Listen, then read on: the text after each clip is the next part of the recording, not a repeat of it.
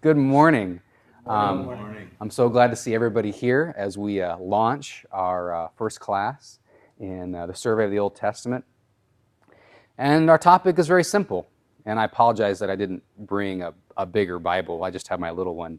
But we love our Bibles, don't we? Most of us, many of us, especially who've grown up in the church, and even people who don't grow up in the church, tend to have a reverence and an appreciation for the Scriptures. And so we have our smiling lady on the screen there who's expressing her love for her Holy Scriptures there.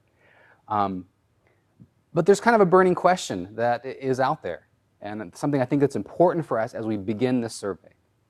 You may wonder, why don't we start with Adam or Abraham? Why are we starting at a different place? We're going to start by talking about, how did our Bibles come to be? How did the Old Testament come to be what it is today? And I think it's an important question as we begin. I think we need to start here. And I have a story behind this that I'll get to later. So before looking at the Bible itself, we need to discuss how it came to be. And let me give you some reasons why. 39 books in the Old Testament. Why do we want to discuss this at the outset? I want to strengthen your faith. No matter where you're at in your faith journey as you come into this school or this university and come into this class, it is my desire to strengthen your faith. When I came into college as a freshman and sophomore and began to deal with this information, it wasn't in the beginning of my studies, preparing for ministry. It was later. I began to learn some of the stuff about how the Bible came together. It was a real challenge to my faith. It was a faith crisis for a number of months for me.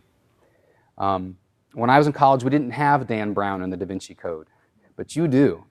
You encounter that. You see it in the movies. It's everywhere. So even if you're coming in as a freshman or if you're in the adult professional program of the school and you're in your second career, this stuff is out there. This idea that the Bible is a product of, say, Constantine in the 4th century, that there's nothing original in it, that it was all made up to prop up the church. It was all a big conspiracy. That stuff is widely expressed, and I want to deal with it.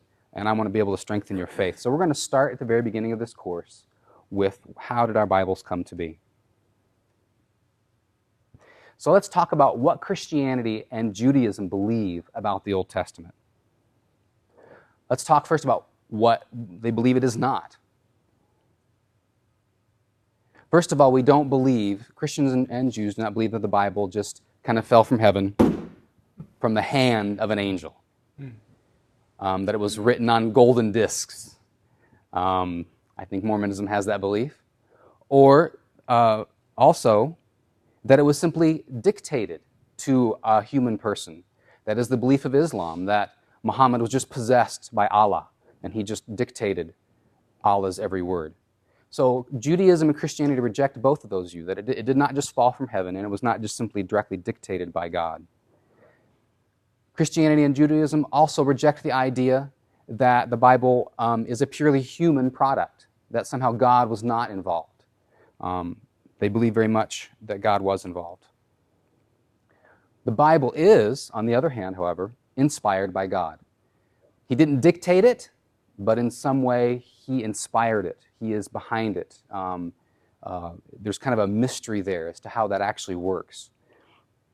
But God is involved.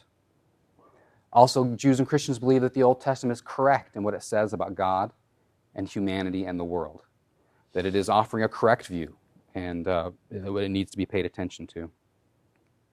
Also, it is taught that it is a complex and diverse collection of books. It's not just one simple composition, that all you have to do is go to the table of contents in your Old Testament, and you will see a variety of books. And if you actually go and start reading them, there's a variety of genres and literary types. There's narrative, there's prophecy, there's poems. So it's a diverse collection of things. How did we get our Bible? That's the question we want to deal with. Just from a kind of a bird's eye view, we can talk first of all that the Bible took over 1,000 years, and I'm sorry, just the Old Testament took over 1,000 years to come together. It didn't happen in a couple of decades. They didn't crank it out of the printing press in a few hours. Its collection took well over 1,000 years. And the process was complex. Many different authors, many different locations, many different events.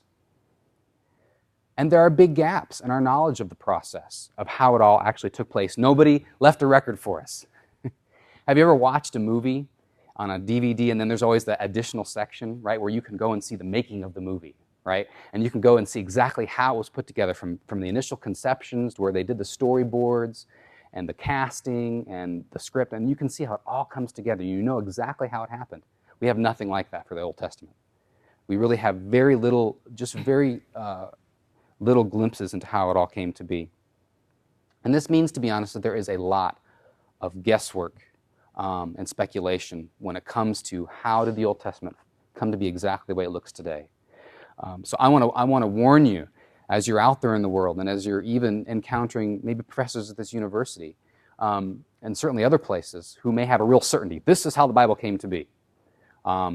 It came to be late, maybe after the time of Ezra, after the exile in the 400, 300, or 200 years before Christ. The Bible wasn't even written until then, some will say, the Old Testament. And I just want to caution you when scholars come with that kind of certainty, that we really don't have that kind of certainty. We really can't say how it all came to be exactly. So let's take a case example.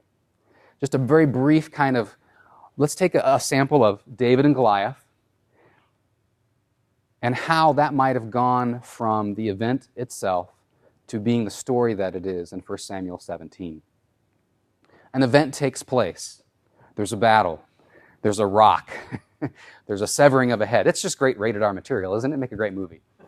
So you have here David taking out Goliath. It's an event that happened. Now, after that event, can you imagine in the nation of Israel how it was passed by word of mouth, right? The soldiers that were on the battlefield, they saw it, and they went home and told their family, and the news began to spread. It was an oral tradition. It was an oral passing. This happens still today. We pass things on by word of mouth. Oh, I went to this restaurant last week. It's so great. You got to try the chili there. It's awesome. We still do kind of oral traditioning even in our culture. After it had been passed around by word of mouth, at some point, somebody writes it down. It says, this story is an important part of who we are as God's people. We need to put it to writing. And so somebody writes down the initial account. And this is a big deal. In the Old Testament times, paper is a scarce product. They would write on different sorts of materials. Could be we'll have a picture of a scroll in a minute. Not everybody had this. Not everybody had a computer sitting at home. So to write something down is a big deal. And then after it's written down, it's collected. Let's say it's collected in the king's court as official documents of the history of the nation. And he has official scribes and scholars who look over the material and update it, maybe to update it for a new age. We do this. Authors do this. They write a book, and after it's been out 20 years, I'm going to do a revised version, because after 20 years, a lot has changed.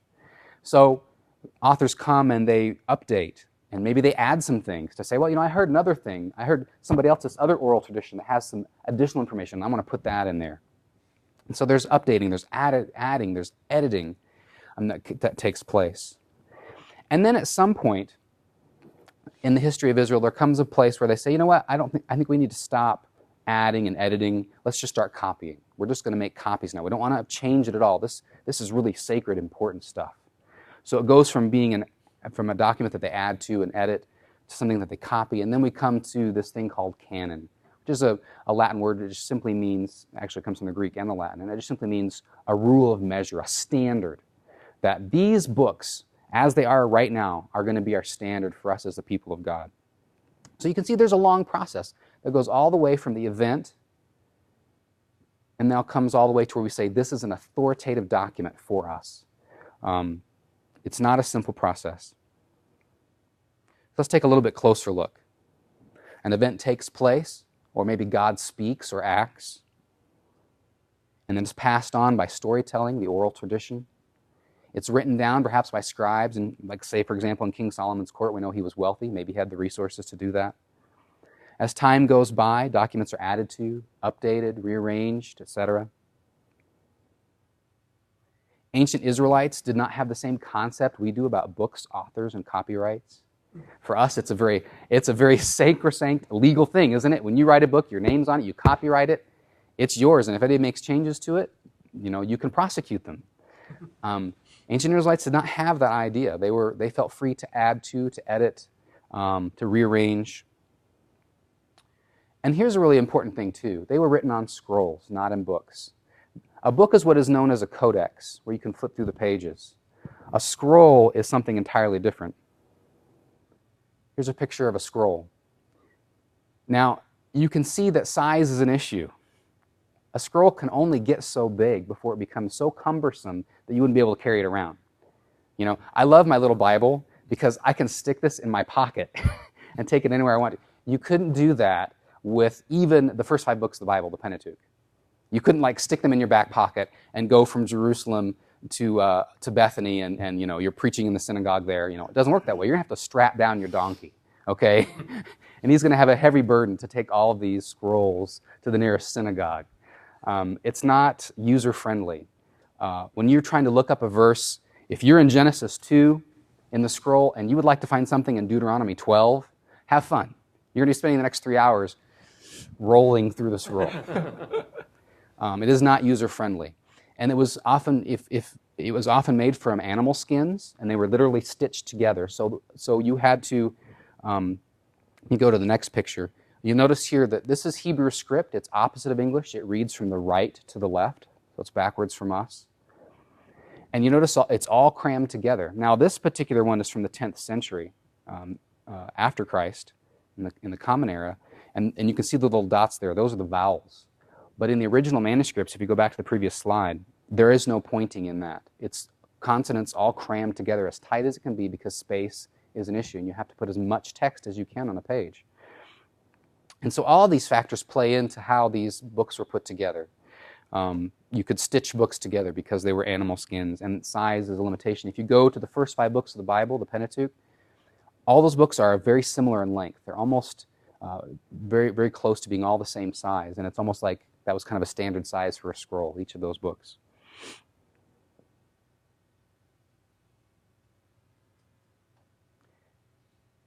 Now, part of what we know about the Old Testament comes from a very recent discovery in 1947, the Dead Sea Scrolls. They are the oldest copies of portions of the Old Testament ever found, and they date from anywhere from 300 BCE to 100 BCE. Before that, the most complete Bible really comes from the 9th century AD. So there's a big gap. This was a huge discovery, and I have to stop and just tell the story because it's funny. And first of all, there's a picture here. You can see how old that scroll is. And when they discovered them, they had to roll them out very slowly, very carefully. It took many years to actually get them rolled out. They're so brittle.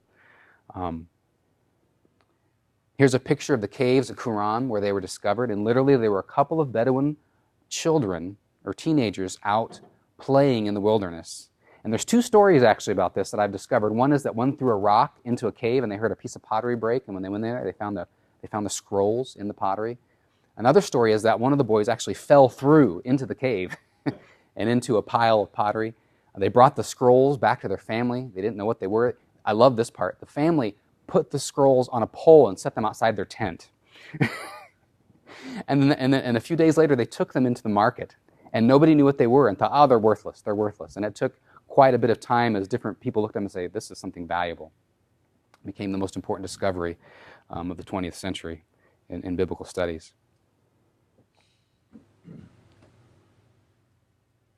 And so one thing that Qumran teaches us, the discovery of the Dead Sea Scrolls, is that scrolls are lost.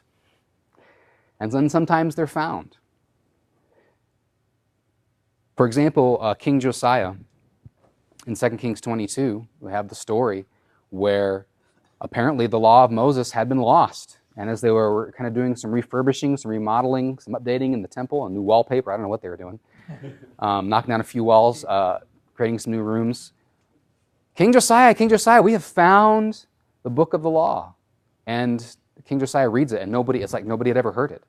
So for a long period in Israelite history, they didn't even have the basic laws that God had given Moses and his people.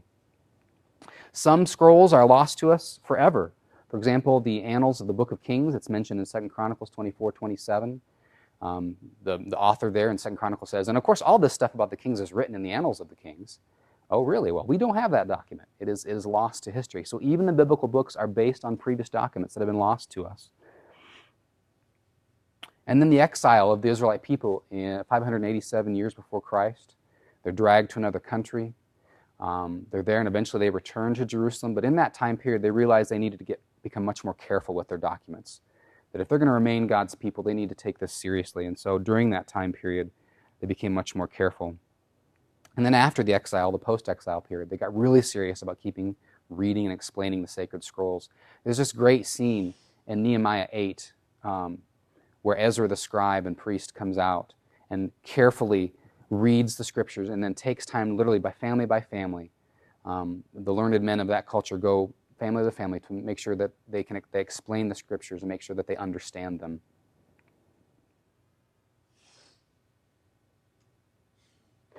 So let's just kind of review real quickly all the different things that go into the production of the Old Testament.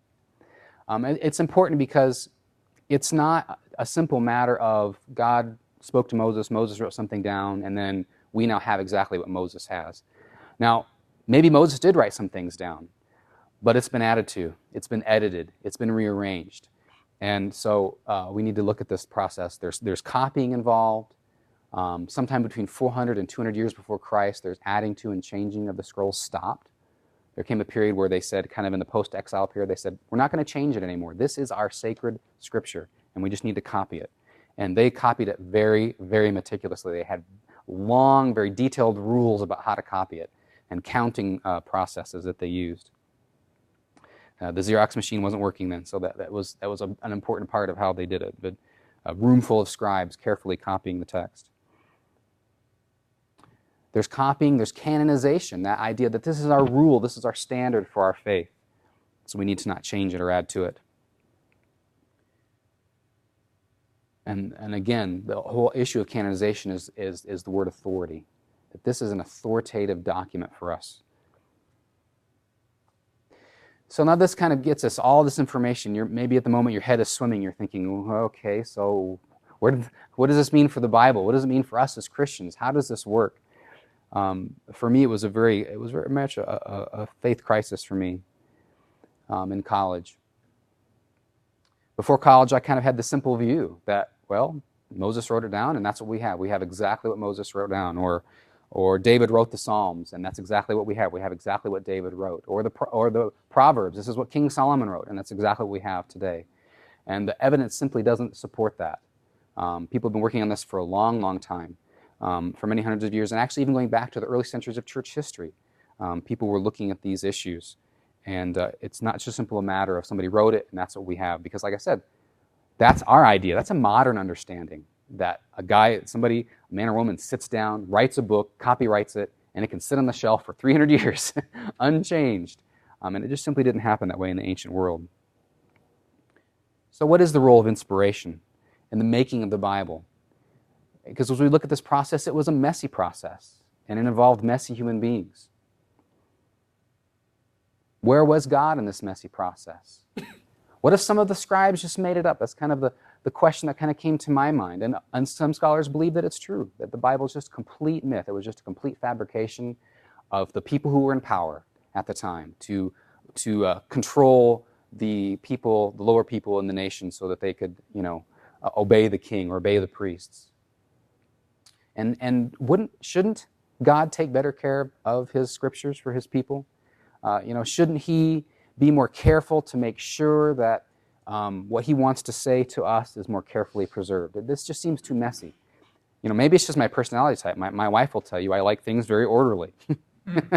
And so maybe I'm bothered by a God who's not my learning style, my personality type, that he didn't take more care to make sure that the scriptures were, all in order. That it seems to be a little bit more complicated process than that. But I think here's the important question. This really comes down to, how do we view God? How do we view God? The whole issue of how the Bible came together, that it was a messy process. Maybe it creates a crisis of faith moment for us. But what it should do is throw us back to the question of, what kind of God am I worshiping? Am I following? Have I made Lord over my life? Is he a God that is intimidated by our messy process? What if God is not only able to overcome, but also able to use our messes to bring about the Bible? What if our God is bigger than our mistakes, than our messy processes? I think kind of a good way to get at this is ask the question, which requires a bigger God? A God who inspired a few authors and they wrote some things down and somebody put it in a vault and 2,000 years later we have it? Or a God who inspired and superintended events and oral retellings, authors and writings, various ways of transmission, changes and additions to the texts, communities who developed and safeguarded documents or even lost them. You know, my personality type is, I've lost my pen, where is it? I freak out. And God is fortunately not like me. He's more comfortable at saying some scribes messed up the document or they were lost in a cave somewhere in the deserts of Judea. He's not intimidated by that. He's not intimidated by folks involved in the process who did not always agree. One of the things you'll find as we go through this semester, as you work through the Old Testament survey, you'll find that in the Old Testament, there are some voices that are kind of talking at each other, past each other, kind of not necessarily agreeing with how God works in the world or with his people. And yet they're both included in the Old Testament. And so God works through that, even people who did not agree. He works through copying. Mistakes were made. We know. We have lots of documents. We know that copying errors were made. And the process of canonization. There was no official who stood up one day and said, okay, this is our Bible. Today is the day, from now on, you're going to read this book and only this book, and this is going to be your authority. Nobody ever did that. It was a much more organic process where over time, God's people just kind of said, you know what, these are the documents that have been functioning in an authoritative way for us. And we're going to recognize that. God is not intimidated by people of faith who use the Bible in public and private settings, maybe for their own personal agenda, maybe for impure motives. Our God is big enough to handle that. And so I think one of the important things, and we'll kind of jump from the Old Testament to the New Testament for a second, if we look at Jesus, if we look at the incarnation, that God's not afraid to enter into our messiness, is he? He's not intimidated by it. He does it, especially in the person of Jesus. And so God will not be in the least incapable of seeing to it that the book for his people emerges from a long, often messy process. That he is a big enough God to handle that. This ought to make us more in awe of God, of the Bible, and not less in awe of it. And so at the outset, I want to strengthen your faith. Some of the reading you'll be doing, you'll be encountering some of these theories. Lots of crazy, wild theories about how the Old Testament came to be. All the way from people saying they just made it up to people who still hold to the fact that the idea that Moses wrote the first 5 books of the Bible, etc. You're going to read a wide spectrum of theories when we talk about dates and authors and all that kind of stuff. And so as you encounter that, I just think it's very important that all of you understand that this ought to be a faith-strengthening exercise. Even though there might be some scholars who are trying to tear down faith, and quite frankly, there are. And I don't want you to be surprised when you encounter them. Oh, somebody who doesn't believe. Oh, they're out there. And so I want us to have this really big view of God, that he is not at all put off. He is not at all intimidated. He didn't bring the scribes out to the shed to give them a whipping because they didn't do exactly as he would have liked. But instead, in just his amazing providence, he enters into that and superintends it and shapes it in a way that says, this is going to be my book for my people. And he's comfortable with that. He's a good and big God. Well, that is all that I have for the lecture portion this morning, and now we'll have some discussion time.